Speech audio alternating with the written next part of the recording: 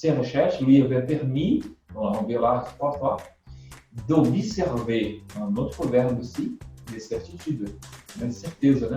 Il observou. Ces recherches lui avaient permis d'observer que le magnésium renforçait la défense immunitaire.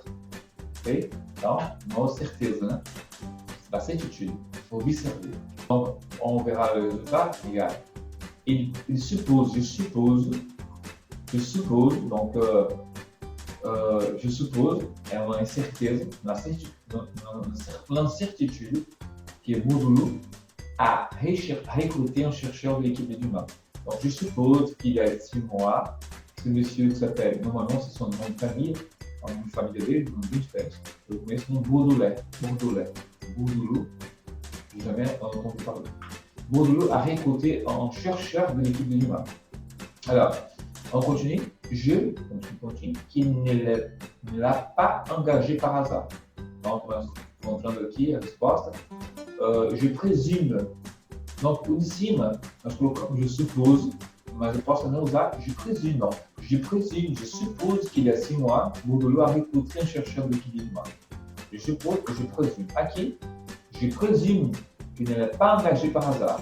Donc, é uma ideia de presumer. Ou também posso usar outra expressão, je me doute, que é muito usado no francês. Je me doute, quer dizer, eu duvido que ele não tenha, né? Só que o português é um pouco usado na negativa. Eu não duvido. No caso, na negativa, eu não duvido. Aqui, je me doute. Je me doute que Baudelaire, je me doute qu'il ne l'a pas engagé par hasard. Ok? Continuando aqui, também, Baudelaire, de lui avoir soutenu les informations sur les recherches de Dumas. Continuando aqui, ó, nós estamos aqui, ó. Je pressens, não, je soupçonne, pardon. Je soupçonne, eu suspeito, né? Je soupçonne que Bourdaloue a de lui avoir soutiré des informações. Soutirer, retirar, subtrair, né? Furtou, né? Vamos dizer assim, traduzindo mais certo. Lui avoir soutiré des informações sur les recherches de Dumas. Recherche, no caso, as pesquisas, né? Ele foi lá e furtou, né? Continuando aqui. Continue, que Dumas vai comprendre qu'il a été pilé. Pilé também é furtado, roubado, né? Subtraído, no caso, subtraído, né? Sorrateiramente, né? Subtraído. Aqui, pilé realmente vem do verbo pilé, é o verbo roubar, furtar mesmo. Tem o verbo voler. Aqui, pilé é subtraído, roubar, furtado, sem uso da força, né? Pilé. Ok, donc, podemos usar aqui nesse caso, je pressens, vem pressage, je pressens, tanto faz, então os dois podem usar aqui. Je pressens que Dumas vai comprendre qu'il a été pilé, né? E finalizar as duas últimas aqui, je continue, que Dumas vai faire un procès à Bourdaloue. Alors, je coloquei, ó, je pressage, né? Je pressens que Dumas vai faire un procès à Bourdaloue. Grâce a ces expériences, Dumas, aí terminando aqui, vai prover, né? Grâce às expériences, Dumas vai prover sa legitimité, a legitimidade, né?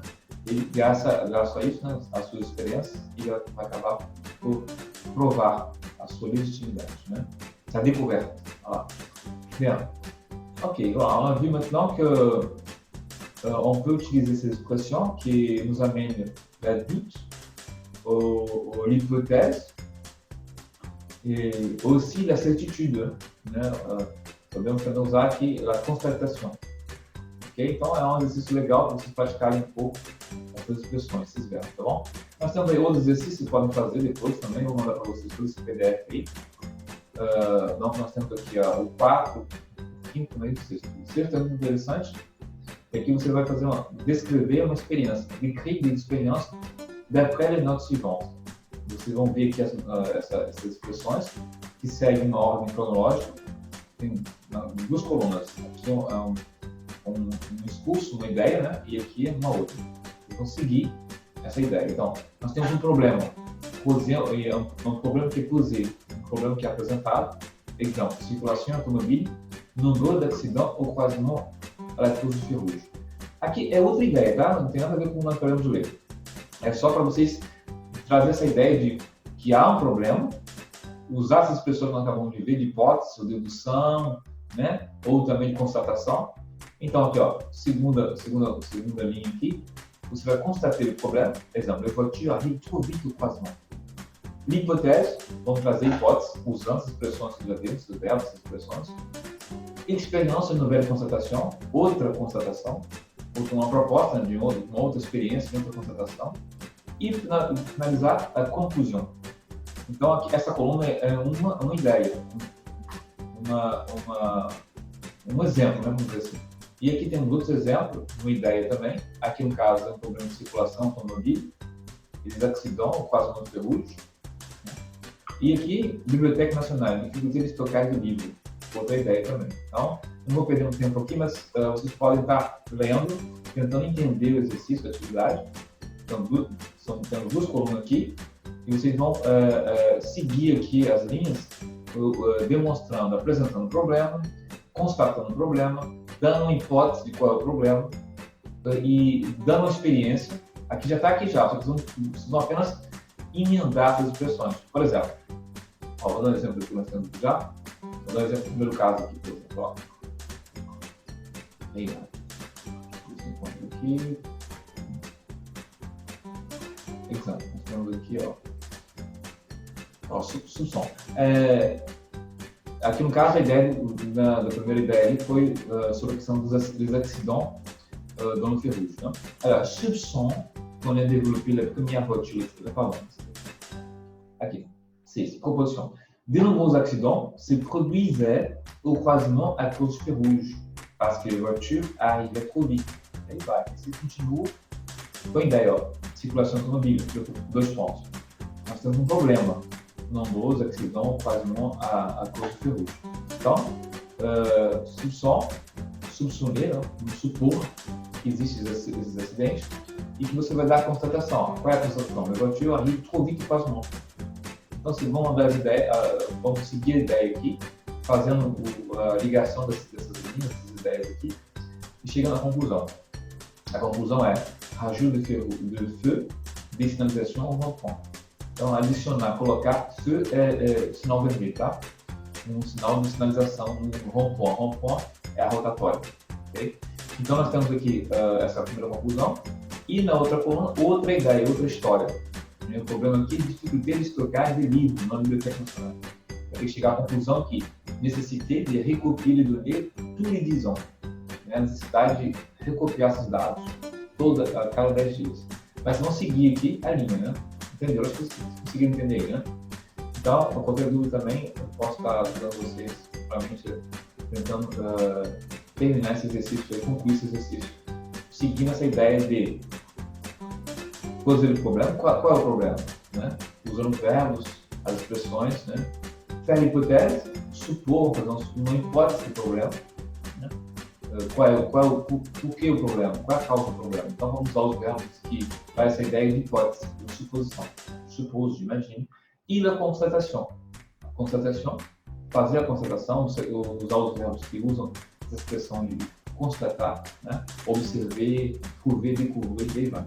Terminando esse exercício aí, que é muito prático. Esse tipo de exercício é muito prático. É bem prático, né? É bem útil. Tá? Vocês podem estar usando também alguns verbos que não abordamos agora há pouco, que também traz essa ideia de hipótese, né? ou então de dedução. Exemplo, aléatoire, concevable, l'hypothétique, incertain, plausible e vraisemblable. Né? São outras expressões. Mas vocês podem fazer outras também, no dicionário, encontrar outras também. O importante é praticar a ideia da proposta, né? On parle ici maintenant du problème, on pose le problème e on essaie de trouver a solução. Coloca o problema, tentando encontrar a solução. Tá? Bem, vamos dar uma pausazinha aqui e vamos continuar. Vamos para a página 70, pardon. La page 70, ok? Alors maintenant, on est à la page 70, 71. On va maintenant faire une compréhension orale, d'accord? Donc finalement, acabar aqui, terminar essa página 71, que é a última página da aula sétima aula, septième leçon, page 71, 70, 71. Mais on va travailler maintenant avec une compréhension orale. Donc, vous voyez ici, voilà, compréhension orale.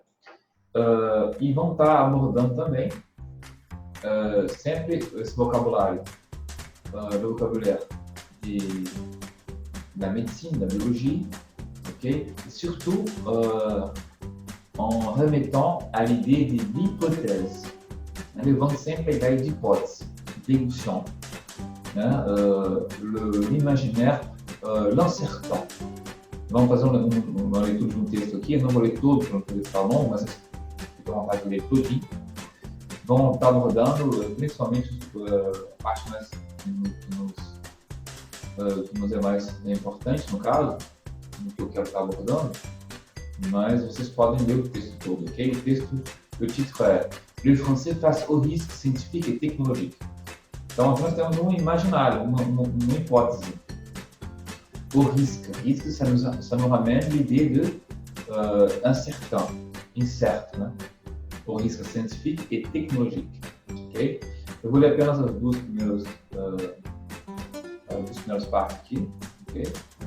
Dois primeiros parágrafos e depois o último, que donne cette idée de incertain, l'incertitude, ok?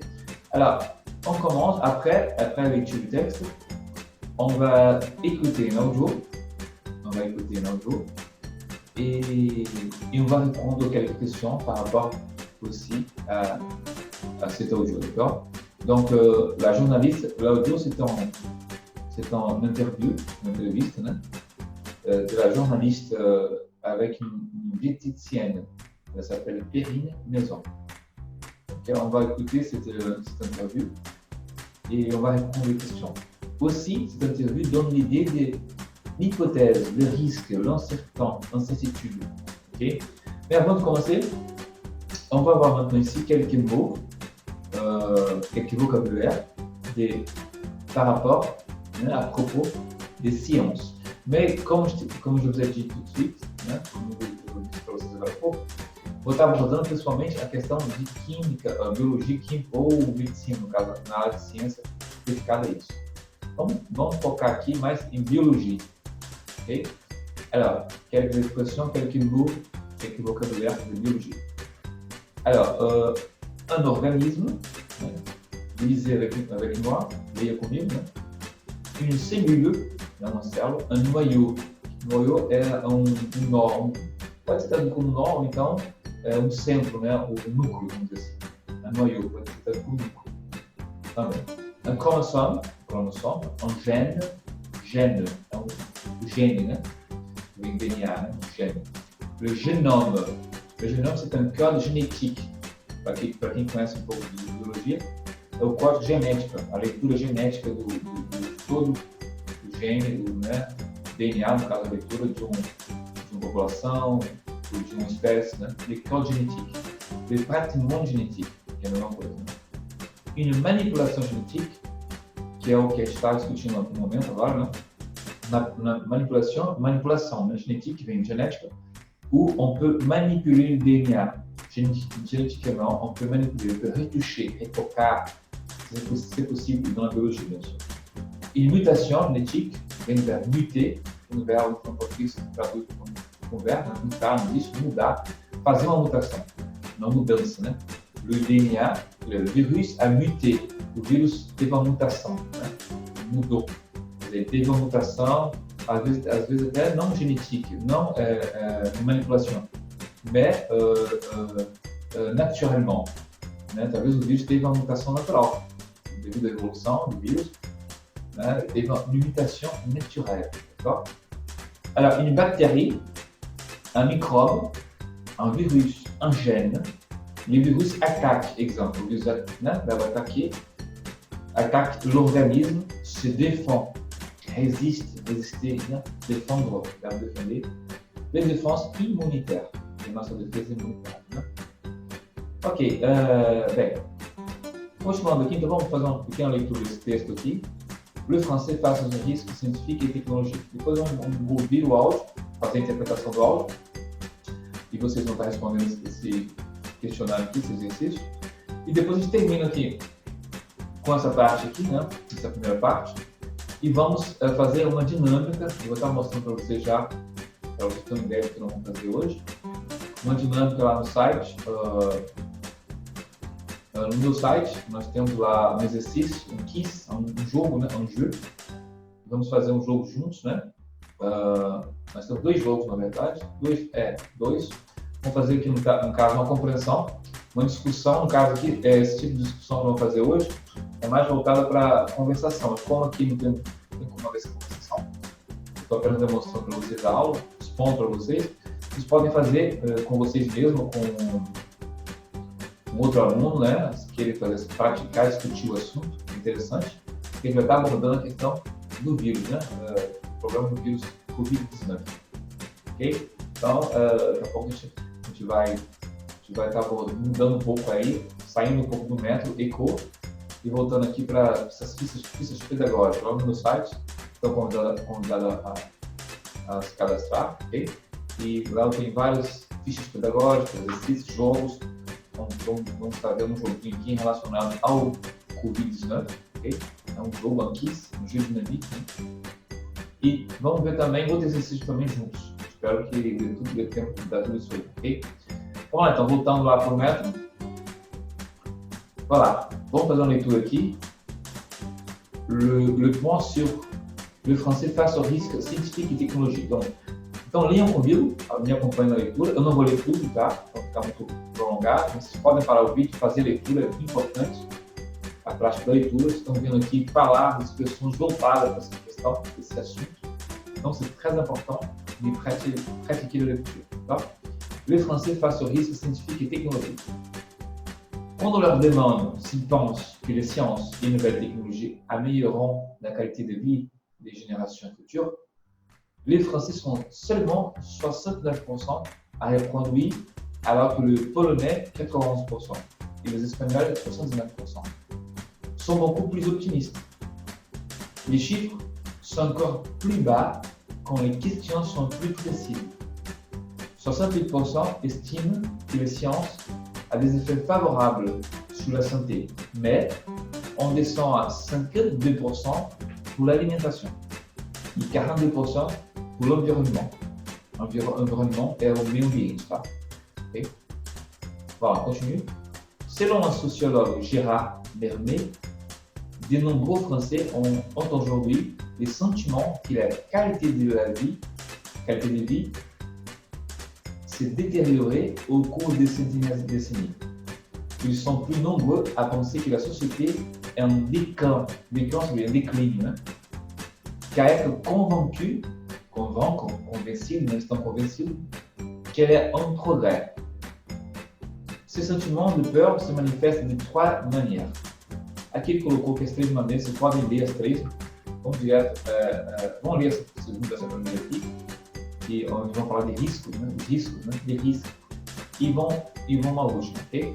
Alors, les risques est de moins en moins accepté.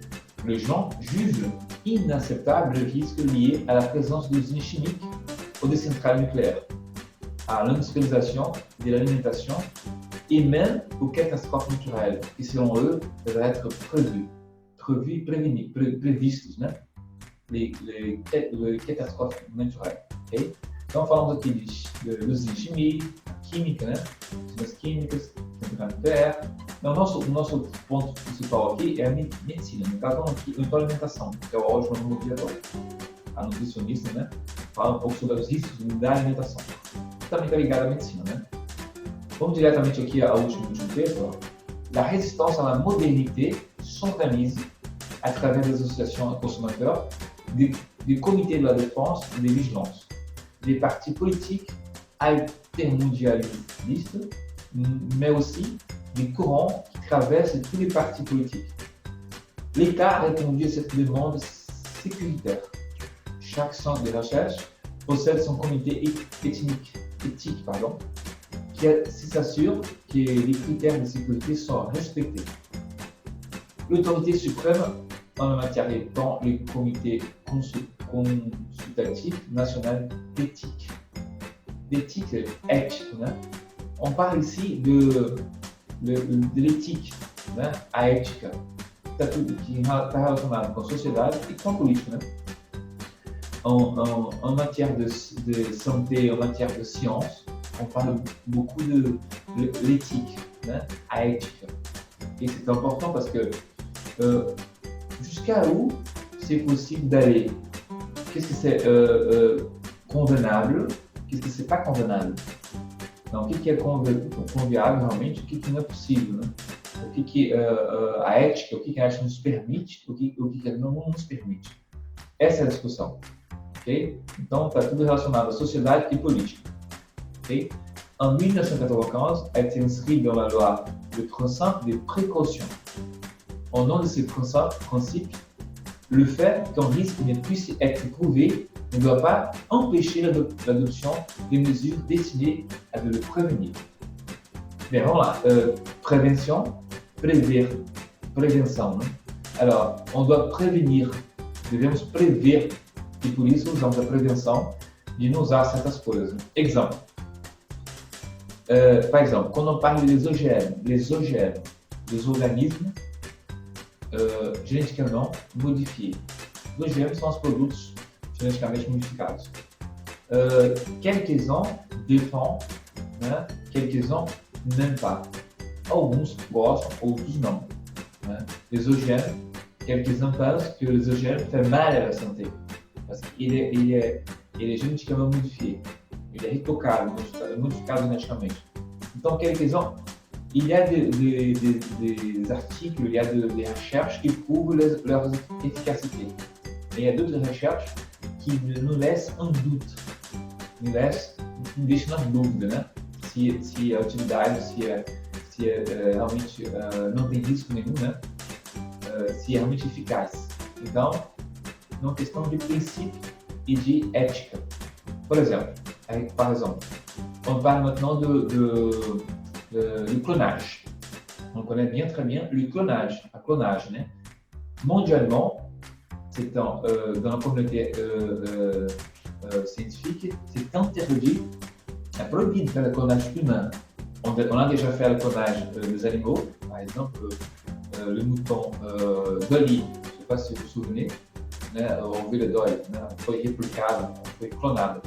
Mais dans les humains, donc avec le DNA humain, c'est interdit. Parce qu'on ne sait pas, il faut avoir le principe de précaution. Voilà, tu vois, le principe de précaution. On doit se prévenir parce qu'on ne sait pas ce qui peut se passer. Ça peut être un risque très grand jeu. C'est un risque vraiment très démarquable. Donc il ne faut pas risquer, il ne faut pas prendre le risque.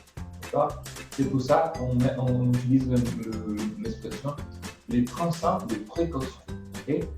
Mais voilà. Tendo isso em questão, né, terminando de fazer a leitura aqui, le français, face à ces risques, quelques-uns, alguns sont contre, quelques-uns sont d'accord. Bien, ça dépend. Alors, maintenant, on va écouter cet audio. Et on va répondre aux questions. Surtout en parlant né, de la nourriture, les aliments.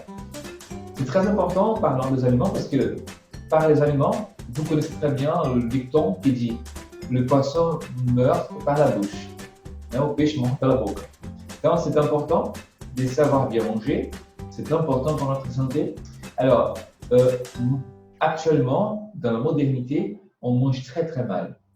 Comemos muito mal. Então, vamos ouvir essa entrevista aqui com a esteticiste Perrine Maison. On va l'écouter. Et là, vous allez répondre à l'exercice. Je ne vais pas faire avec vous cet exercice, sinon cette vidéo, ça va être trop long, un peu longue et un peu lourde. Donc, je vous laisse. Eu vou ficar um vídeo muito pesado, muito longo. Eu deixo-nos fazer esse exercício, né? Mas o importante é ouvir o áudio. Eu vou mandar para vocês esse áudio. Olha, o áudio está no vídeo aí, vocês podem ouvir o vídeo, ouvir o áudio, parar o vídeo novo et répondre les questions. D'accord? C'est important de se familiariser avec ces expressions qui parlent de santé. Okay? On répond. C'est parti. Voilà, maintenant on commence la page 70-71. C'est parti. On va faire une compréhension orale. Mais avant de faire la compréhension orale, on va exposer le sujet. Bien, le sujet, c'est un interview, un journaliste interroge une diététicienne, elle s'appelle Perrine Maison. Le sujet principal, c'est l'alimentation, la bonne alimentation. Le but, c'est de montrer qu'est-ce que c'est la bonne et la mauvaise alimentation. Les cachettes, hein, qu'est-ce que c'est caché dans la mauvaise alimentation? L'alimentation industrielle. Né? O que está escondido, cachê escondido. O que está escondido na nossa alimentação industrial. Né? Então, cette diététicienne, elle donne des conseils, des recommandations de comment acheter et de préférence manger des aliments naturels. Alors, por que a gente está abordando esse tema? A entrevista é uma compreensão oral, une compréhension orale. On va faire quelques exercices après. Vous faites l'exercice après, d'accord? Eu deixo para vocês fazerem o exercício depois. Se assim não dá tempo de dar tudo aqui nessa aula. Nós temos aqui ó, trois questions. Né? Approver ou corrigir as informações suivantes. Você vai responder, você vai estar aprovando ou discordando da entrevista que a diététicienne, né? Perrine Maison. Tu es d'accord ou tu es contre? D'accord? Tu vas dire c'est vrai ou pas vrai? Répondre aux questions. Numéro 1. Numéro 2. À quels éléments cités par la diététicienne a-t-on ajouté? Il y a des mais de no caso, né? Plusieurs peut-être. Et le troisième, résumer les principales recommandations de la diététicienne. Você vai resumir, no caso, fazer texto, uma frase, várias frases, texto, né? Resumindo quais são as melhores recomendações. Quelles sont les meilleures recommandations de la diététicienne? Ok, d'accord? Alors, on va commencer l'audio. On va écouter. Je vais arrêter de temps en temps pour vous traduire quelques mots que vous ne comprenez pas. Si vous ne comprenez pas, j'arrête l'audio. Mais si vous avez d'autres mots dans l'audio que vous n'avez pas compris, vous pouvez arrêter l'audio à tout moment. Você pode parar a qualquer momento do áudio, do vídeo, né? Para o vídeo, procura a palavra. C'est important, c'est enrichi de nouveaux vocabulaire, c'est très important, pour que vous puissiez à la fin répondre aux questionnaires. D'accord? Voilà, c'est parti. Alors, on commence. Une diététicienne donne des conseils. Les alicaments, en fait, c'est vraiment la contraction entre un aliment et puis un médicament. Donc on peut retrouver tout à fait des yaourts à base de ferments lactiques, on retrouve également tout ce qui est margarine enrichie en oméga 3, et puis vous retrouvez aussi tout ce qui est pour améliorer le transit intestinal. Le transit intestinal, ça veut dire la flore intestinale.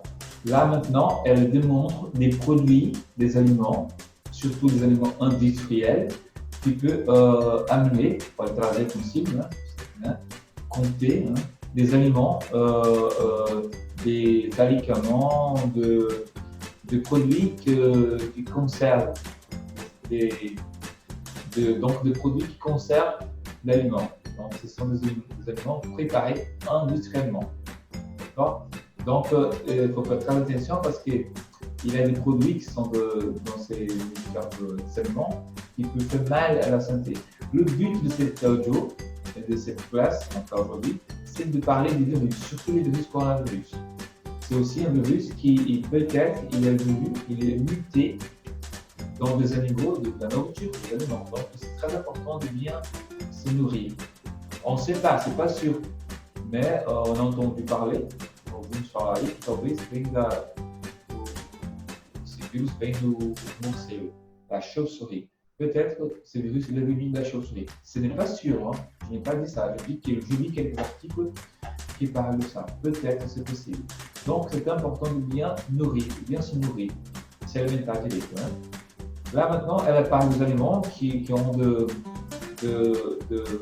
produits dans les aliments qui peuvent faire mal à notre santé. D'accord? Voilà, on continue.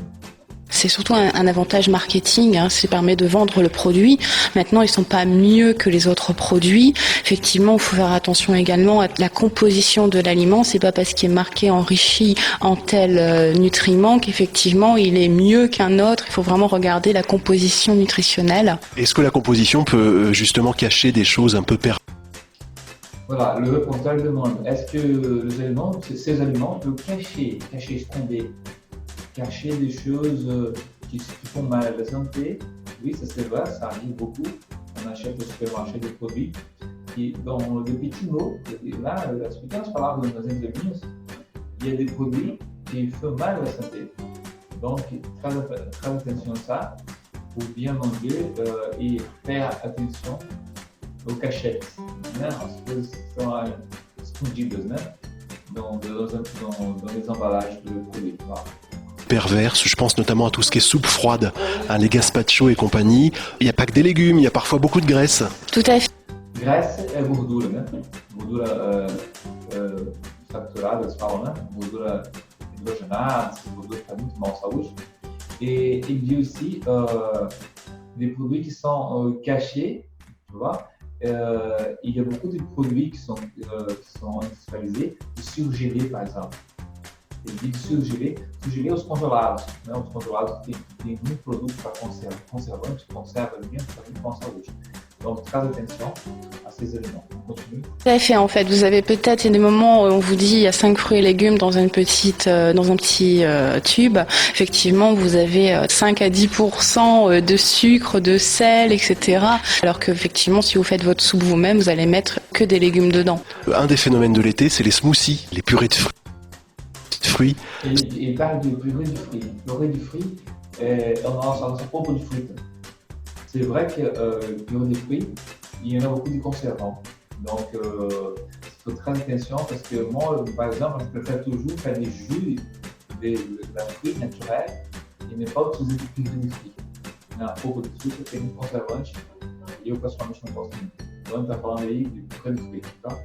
C'est plutôt sain ou alors là aussi, il y a des choses dont il faut se méfier? Quand c'est une Le verbe se méfier, se desconfiar, c'est un verbe pronominal, un verbe pronominal réflectif, se méfier, desconfiar. Se desconfiar, não se usa em português. Então, c'est important de se méfier. É importante se desconfiar de tudo que a gente vê na pessoa, très important. uniquement une purée de fruits, pas de souci, c'est un fruit qu'on mixe, donc il n'y a pas de problème, c'est compté comme un fruit. Maintenant, si on ajoute avec du sucre, tout ça, effectivement, là, ça compte en plus, donc là, il faut faire plutôt attention et limiter la consommation. On peut rester en bonne santé sans ingurgiter tous ces nouveaux aliments, toutes ces nouvelles choses. Tout à fait, en fait, il suffit d'une alimentation variée et équilibrée, manger de tout en quantité limitée avec le sucre et les matières grasses. Maintenant, vous faites plaisir et puis c'est bon. Par rapport à il y a 20 ou 30 ans, la superficie et grandes surfaces a augmenté. Les grandes surfaces, ce sont les grands supermarchés, l'hypermercado, né? Il a dit il y a 20 ans et 30 ans, né? Antigamente, a vista de 40 anos atrás, era um pouco diferente. Aujourd'hui, ces grandes surfaces, ces grands rayons, né? Les grands supermercados. Augmenté de manière considérable, les rayons se sont enrichis d'énormément de produits que l'industrie agroalimentaire a créés. Donc là, il parle des aliments que l'industrie a créés sur les dernières 20 années, 30 années. Ils ont créé beaucoup de produits nouveaux. Donc, ils ont enrichi les rayons. Rayons, as prateleiras, as seções no supermercado. Donc, il y a eu beaucoup de nouveaux produits du commerce, c'est du marketing, qui parfois, on peut trouver des cachettes. On peut trouver des choses qui sont cachées. Voilà. C'est ça qu'il veut dire. Des produits transformés. Quel est votre regard de professionnel là-dessus? Lui, il demande la professionnelle, la diététicienne, quel est son regard, qual é a opinião dela, o seu olhar sobre isso, né? Ces supermarchés, les grandes surfaces, les grands supermarchés qui mettent beaucoup de produits industrialisés. Voilà, on écoute ce qu'elle dit. Dessus. Il faut s'en méfier parce qu'effectivement maintenant les gens n'ont plus le temps de cuisiner, n'ont plus le temps de préparer à manger, le temps du repas est vraiment très diminué, donc c'est manger en 5 minutes sur le pouce, soit au travail. Là, maintenant, on parle des aliments qu'on prépare vite fait. Não alimentos que a gente prepara rapidamente, né? A gente vive uma vida muito estressada, corrida, então on mange parfois de petites choses vite. Donc, ce sont des aliments conservés. Donc, il faut faire très attention, c'est ça qu'elle a expliqué. Donc effectivement, il faut faire très attention. Ils sont en plus très riches en matières grasses, très riches en sucre.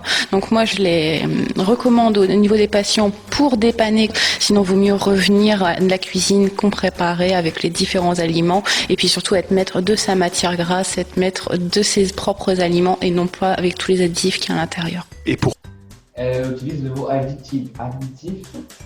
Aditivo, no caso, traduz mais para conservante. É um produto que a gente coloca algum tipo de espécie de produto, a gente coloca para poder conservar o alimento. Donc ça, c'est très attention.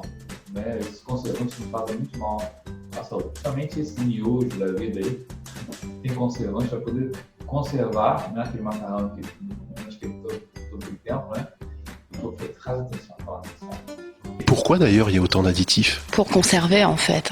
Donc on ne peut pas préparer la même chose sans avoir des additifs qui sont écrits en tout petit sur l'emballage et qui sont là vraiment des pieds. Là, il utilise le mot tout petit. Tout petit, c'est des mots tout petits. É a expressão no seu apelativo para dizer muito pequeno, as palavras muito pequenininhas lá nas entrelinhas, que nous cachent beaucoup de choses, nous expõem muitas coisas. Il faut très attention. Pièges pour la nutrition. Une piège, ele utilise le mot piège. Piège é uma armadilha. Ça, c'est un piège, c'est une piège. Il faut faire très attention parce qu'il faut bien voir si on n'a pas une allergie, si on peut manger ce produit et si on mange beaucoup, quelles sont les conséquences de cet aliment, d'accord, pour notre santé. Tout à fait. Certaines études disent même que ça peut provoquer pas mal d'autres maladies, cancer et compagnie. Donc effectivement, il faut vraiment s'en méfier et puis le consommer le moins possible. Voilà, le consommer le moins possible. Ouais, c'est presque un peu impossible, les gens mangent beaucoup, les gens adorent manger ce genre de produits. Alors, morale de l'histoire. Vous allez faire cet exercice, donc, là, vous pouvez le faire vous-même. Moi, je peux le faire rester ici, parce que sinon on n'aura pas le temps, on aura un long vidéo. Donc, vous pouvez le faire l'exercice en répondant le questionnaire par rapport à l'audio qu'on a bien écouté. Mais morale de l'histoire. On parle de quoi? On parle d'une épidémie, d'une pandémie, donc le coronavirus. On a entendu parler peut-être que ce coronavirus, il est venu d'un aliment, de la chauve-souris. Donc, il y a un mot hein? Peut-être, c'est pas sûr. Alors, en Chine, on mange beaucoup, on mange du tout, c'est vrai. Moi, j'adore la cuisine chinoise, hein. C'est vrai que j'adore. Il faut faire très attention à tout ce qu'on mange, surtout les aliments industriels. Mais les aliments naturels aussi, ça dépend. Il faut savoir bien le cuisiner, tout ça. Donc, c'est important de prévenir des maladies. D'accord? Donc, là, c'est ça le but. On a parlé des aliments. Et là, maintenant, je vais continuer notre classe. Et on va parler de pandémies, l'épidémie, le virus. On peut infecter par un aliment qu'on mange qui peut nous apporter une maladie. Donc, par la suite, je vais vous montrer une vidéo qui parle c'est quoi l'épidémie, la pandémie. C'est quoi l'épidémie, la pandémie. D'accord? On va continuer là. Maintenant, on quitte là le méthode, l'écho, et je vais juste vous récapituler vite fait. Donc, c'est vrai que les champs, normalement, on aura besoin de 4 heures pour une leçon. D'accord? Et cours, normalement, j'ai besoin de 2 classes de 2 heures chacune pour parler de tout ce contenu. D'accord? Tout le contenu de la leçon, c'est au minimum 4 heures.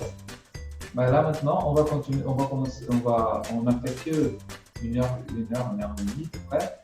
Juste pour vous montrer à peu près, le but principal, c'est de parler de santé.